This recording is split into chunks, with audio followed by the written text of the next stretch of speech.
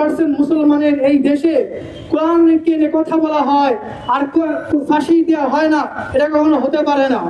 আপনারা বলতেছেন সে মানসিক রোগী, তার স্যার ফেসবুকে স্ট্যাটাস দিয়েছে সে মানসিক রোগী। যদি মানসিক রোগী হয়ে থাকে তাহলে বাইবেল নিয়ে কেন কথা বললো না?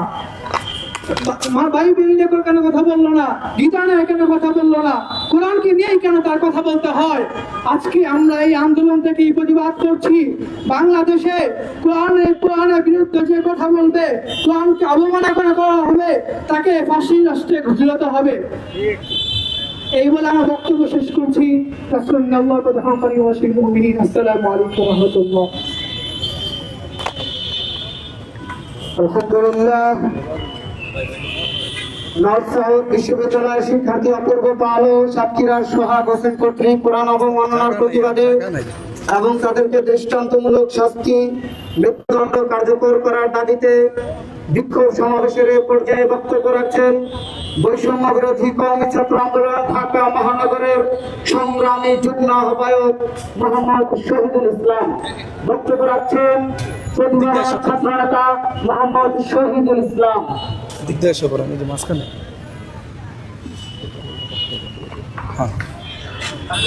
السلام عليكم ورحمة الله وبركاته. نحمده ونصلي على رسوله الكريم. أما بعد، أعوذ بالله من الشيطان الرجيم. بسم الله الرحمن الرحيم. إنا نحن نزلنا الذكر وإنا له لحافظون. وقال تعالى: صدق الله المولانا العظيم. চব্বিশের গণ অভ্যুত্থানের প্রিয় সহযোদ্ধা এবং সম্মানিত সাংবাদিক ভাইগণ, আপনাদেরকে জানাচ্ছি বৈষম্য বিরোধী কওমি ছাত্র আন্দোলন ঢাকা মহানগরের পক্ষ থেকে আন্তরিক শুভেচ্ছা ও অভিনন্দন। প্রিয় সাংবাদিক ভাইয়েরা, আপনারা জানেন গত কয়েকদিন পূর্বে অপূর্ব পাল নামের এক কুলাঙ্গার আমাদের পৃথিবীর সর্বশ্রেষ্ঠ গ্রন্থ কুরআনুল কারীম নিয়ে এক মারাত্মক পর্যায়ের দৃষ্টান্ত দেখিয়েছে।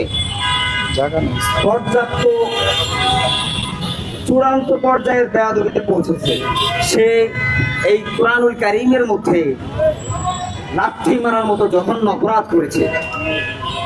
আমি স্পষ্ট ভাষায় বলতে চাই, এই কুলাঙ্গার কোরআনের মধ্যে লাথি মারেনি, বরং আমাদের হৃদয়ে লাথি মেরেছে। শুধু তাই নয়, কোরআনে লাথি মারেনি, পুরো পৃথিবীর সকল মুসলমানদের হৃদয় স্পন্দনে, বিশ্বাসের জায়গা, আস্থার জায়গায় লাথি মেরেছে। অথচ আমরা কি দেখতে পেলাম? এই এত বড় একটা ঘটনা ঘটে যাওয়ার পরেও আমরা স্পষ্ট প্রশাসনের অবহেলা দেখতে পেয়েছি। প্রশাসন নীরবতা পালন করেছে, সেই সাথে কিছু দালাল মিডিয়াগুলো মুখে পুলক নিয়ে বসে আছে। আজকে যদি কোনো ব্যক্তি এখানে দাঁড়িয়ে গীতার বিরুদ্ধে কথা বলে, কিংবা ভারত মহাভারত অথবা বেদের বিরুদ্ধে কথা বলে, বাইবেলের বিরুদ্ধে কথা বলে, আগামীকালকে এই মিডিয়াগুলো তাদের পত্রিকার হেডলাইনে দিবে যে সাম্প্রদায়িক দাঙ্গা লাগানোর চেষ্টা চলছে। অথচ এই পবিত্র কোরআনুল কারীমের ব্যাপারে এরা চুপ হয়ে আছে। আমরা অত্যন্ত হতাশ।